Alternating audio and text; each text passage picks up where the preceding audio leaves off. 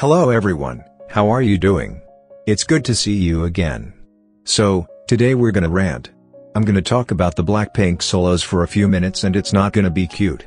But before we start, don't forget to like the video, to subscribe to the channel if you haven't already and to follow me on Instagram at the link you'll find in the description. So, why do I want to talk about all the solos? We know Lisa's one just came out, so why not just talk about that one? I have a big problem with Lalisa, and we'll get into that later, but this unpleasant feeling I got with Lalisa made me reflect on the job YG is doing with the girls' works, and to have a better pattern of what is the storyline of Blackpink's solos, we really have to start with the first one. Solo came out when it shouldn't have. It had the worst timing ever because 2018 was an awful year for Jennie. She was constantly bullied for like 2 months because of her apparent lack of energy during performances or rehearsals. Even Blinks came at her, and even I, who knew literally nothing about K-pop, heard about this controversy. It was not that hard to believe either. As an international pop stan, I knew Zayn and Camilla sometimes acted like that, and the reason was right there. They didn't feel like being in the group anymore, and I had no hard time thinking Jennie would be next. We know K-pop industry is very different though, and now, in 2021, we also know that her weakness was due to an injury that YG completely hid from the public. Now, where am I going with this? In November of 2018, YG released the first Blackpink solo, and of course it was Jennie's. She was the one who needed support and who had to be shown as still interested in the group, as loving towards her fellow members and as powerful as she was in the earlier comebacks.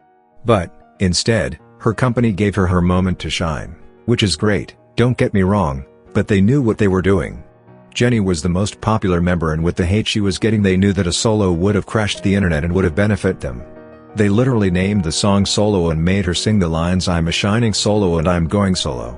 The debut had literally no effort put into it. The music video was just a bunch of fancy places and a laundry, and even though until this day it is still my favorite solo by Blackpink, you can't deny this was just a crazy marketing move, which gave us a banger, sure, but probably caused Jennie even more issues, since we know she is very sensitive to hate. And then, we waited 3 years for the next member. 3 years. This is a time that couldn't do more but feed the haters' belief that Jennie was YG's favorite. In my opinion, Solo was just super rushed. I'm sure Jennie did not have much to do with it apart from the very embryonic idea, and it's sad, cause we know Rosé had all the time she needed to choose the right song and even to work on some of the lyrics. If we skip 2019, which was basically the year in which people were really mad because of the lack of Blackpink musical content, we can see 2020 was quite of a moment. How You Like That followed D4 and Kill This Love Is in style and format, but we had Ice Cream, and then YG even announced Blackpink's first album, which was dumbly named the album just as Jennie's solo, so clearly something was off. I honestly went crazy when they announced Rosie's solo. It had been so many years since we had Jennie's one, so I thought something big was happening. Well, I was wrong. But I digress. On the Ground had a clever pre-promotion. Lovesick Girls put Rosé under the spotlight in order to hype people up, and then making the teasers with the B-side, Gone, and making her sing it at the online concert was great job. The song really represented her and she sounded great in it. And YG maybe knew that fans needed a little taste of what was coming in order to make the debut bigger. But let's actually talk about this damn debut. If you recall, not many of us liked On the Ground immediately. It was very different from Gone, and it had the EDM sound and beat drop that Daddy is known for. But whatever, as time went by, we all started loving the song and the single album. So let's summarize. Rosé, her first single album, was a success as in quality. She had 2 songs and not one. She had 2 music videos, which were aesthetic, well made, meticulously thought, careful to details, and the vibe really suited her. Overall, we could say her solo is the better one as in effort, attention and quality. So I was surprised. I thought YG had done a decent job with giving Rosé her moment. It was unfair to Jennie, who only had 1 song and 1 mediocre music video, but I was still very happy with how everything was going, and most importantly not looking forward to another solo this quickly. But YG wanted to leave us speechless and give us the content we haven't stopped asking for 3 years. And they really went downhill. I feel like if they could have, they would have released Lisa's solo way before Rose's one. But she was the first one who told her fans that hers was coming, back in 2019 or something, so they really couldn't do it. Let me just get straight into it. Lalisa is bad. The song starts pretty good, but then the "What's My Name" line comes and it breaks the magic. The lyrics are cringy, especially the English ones. The rap was just not it. The chorus is catchy but definitely not good, and the choreography looks awkward to me. especially when that's what should have been perfect in the main dancer's debut. Jennie looked more like a main dancer in solo than Lisa in the Lisa. The only thing I would save is the beat change in the bridge. The song should have all been like that, but Teddy really thought it was a good idea to make that just a section of the song and to make it sound completely different from the rest, so much that when the last chorus drops it feels like we're listening to another song. And don't even get me started on Money, cause that is just worse than the title track. What I'm trying to say here is that they showed all this love towards Rose's solo, but they knew Lisa's one would come after that, and even if she sang the banana song she would have still outsold her fellow member. So what was the point of actually creating a meaningful song?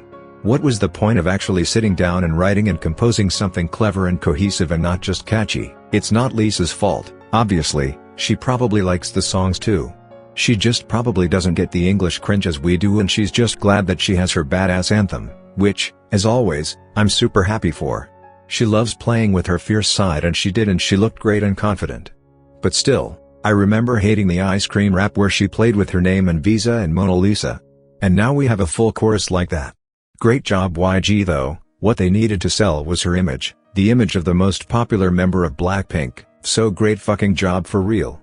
So, let's wrap this up.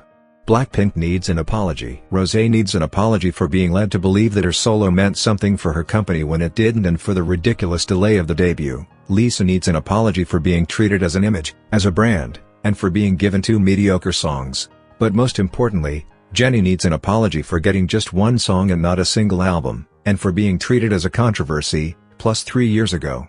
Now both Lisa and Rosé have recent songs, but she doesn't. Now, I just hope we'll get a Blackpink comeback soon. About the Jisoo solo, God knows when we'll get it. Only God knows. I heard rumors about it being a collab with The Weeknd, and I can totally see it. YG might think she'll need a collab to make as big as an impact as the other 3. I hate it here. Alrighty, tell me what you think about the whole situation. Tell me if you agree or completely disagree with me, cause I'm very curious. As we know, YG is shit, but there is worse, like Cube for example, so let's get mad but properly. Don't attack anyone and be nice. If you'll do it politely, I can't wait to read your opinions. Thank you so much for listening to this robot monologue, and see you in the next video. Stream Lalisa please, she needs our love after all.